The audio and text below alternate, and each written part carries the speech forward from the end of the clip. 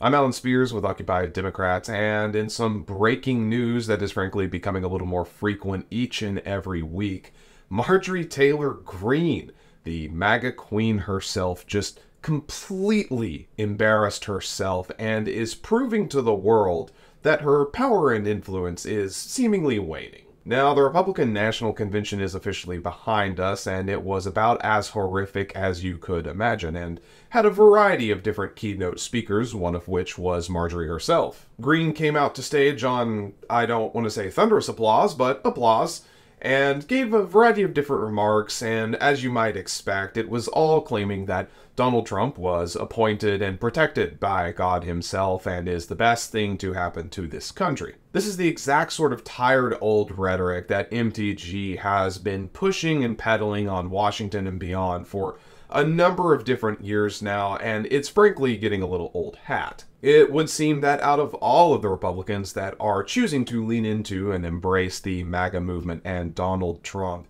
no one is more extreme in their cheers and championing of Trump than Marjorie. Now, while Marjorie has been stumping for Trump for a number of years now and has seemingly tried to find herself in the good graces of the Republican nominee, perhaps in an attempt to secure a nice, lovely little cabinet position, she's made herself look the fool a number of different times, and that seems to only ever be increasing. You need look no further than this very channel for a multitude of different videos covering the bad bill Congresswoman from Georgia and her various antics. Now, while Greene's popularity and sway with the public and the Republican Party has had me questioning reality for a while now, it would seem that Marjorie is starting to slip and that power and influence is beginning to wane, and that is, of course, what leads us into our breaking story today. Greene, along with actually several other Republicans, were not just at the Republican National Convention to throw their support and weight behind Donald Trump. They were also there to, surprise, surprise, try to sell stuff. Yes, believe it or not, Greene does in fact know enough words to write a book and was actually there at the convention selling her own book, MTG. Now, as one might expect, with the RNC being a veritable sea of MAGA enthusiasts, all of which seem to be sporting the bandaged ear in solidarity with Trump, you might expect those people in attendance of the convention to be excited and show their support for Marjorie and her new book. After all, I'm sure it's filled to the brim with the Christian nationalist zeal and the conspiracy theories of QAnon that Greene loves to spout. But in an absolutely hilarious turn of events, the book signing did not go exactly as Marjorie intended it to. In a breaking article on Raw Story, Representative Marjorie Taylor Greene, the Republican from Georgia, may be a go-to for reporters looking for a juicy quote as they cover the run-up to the 2024 election. But her star has fallen when it comes to the MAGA hordes who once adored her.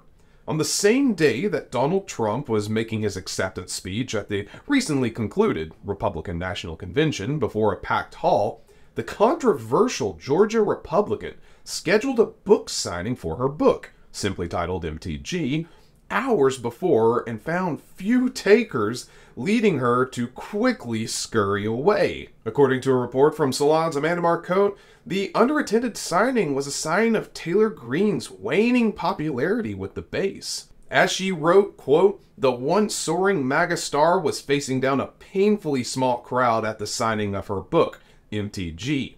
Just before the trollish Congresswoman was scheduled to arrive, a group of red-clad workers busied themselves with building big stacks of Greene's hardcover, published in November 2023. But only a few American flag festoon folks had lined up." Adding the Georgia Congresswoman finally showed up, only to find a skimpy line waiting for her, Marcotte reports, quote, "When she finally rolled in at 3 p.m., Greene took one look at the underwhelming crowd, muttered something to her entourage, and then quickly hid in a nearby room."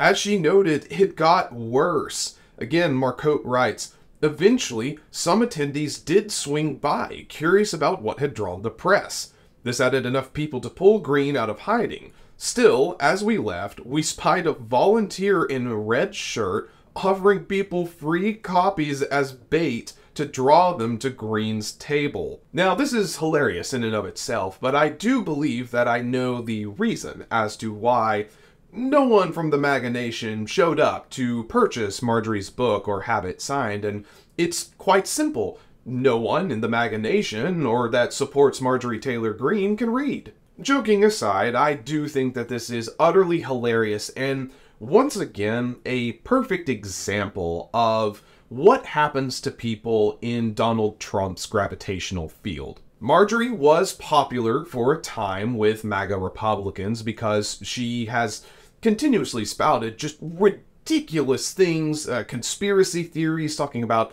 deep state stuff, QAnon, all manner of bizarre rhetoric, and mixing that in with the good old-fashioned Christian nationalism. But you can only really keep a crowd energized and motivated through that sort of rhetoric for so long before it kind of loses its luster and it's not quite as invigorating. Hell, we saw this happening with Donald Trump himself, and up until the recent assassination attempt, his crowds were small and not very energized. Now, I do believe that I can, at least partially, diagnose why Marjorie's book signing event went so poorly and why she is falling in popularity with MAGA Republicans. First off, I truly believe that the vast majority of MAGA Republicans and the movement as a whole don't read. I don't believe that they have read the Bible that they constantly weaponize against us, and I don't believe they read in general, because most people who enjoy reading or want to do so enjoy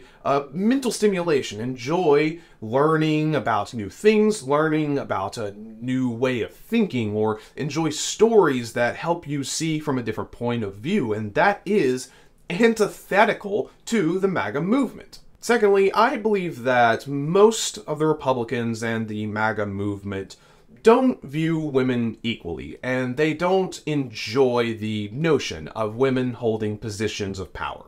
Now, there are some that I believe have recognized that, whatever you're sporting between your legs shouldn't dictate whether or not you have the right to vote or hold a position of power, but I do believe that there is a vast majority of the movement that would prefer the yonder years of the 40s and 50s where a woman was at home taking care of the family and just staying out of the workplace. And you don't need to take my word for it. We've seen in multiple interviews with Trump supporters how, when they're questioned when America was great, they often point towards the 1940s and 1950s, typically following right after World War II. Now, whether it is just sexism, or it is a lack of literacy, or perhaps people are just tired of hearing her chalkboard scratching voice, I don't think Marjorie Taylor Greene is long for the political world. She has been performing the same old song and dance of QAnon, conspiracies, deep state,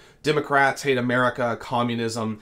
It's all the exact same stuff that we've heard a million times over, and I think even Republicans are kind of getting tired of listening to her. Now, that's certainly not me saying just simply ignore hate speech, but I do think that even among Republicans, there is a growing call for unity in the country. I think everyone, for the most part, is getting tired of these stark divisions, and Marjorie Taylor Greene is one of the worst to stoke that. Now, unfortunately, the two sides have radically different ideas as to who we should unite behind, but the silver lining is it seems that finally both sides are getting sick and tired of Marjorie Taylor Greene and her god-awful voice, so hopefully in the next election she will be gone.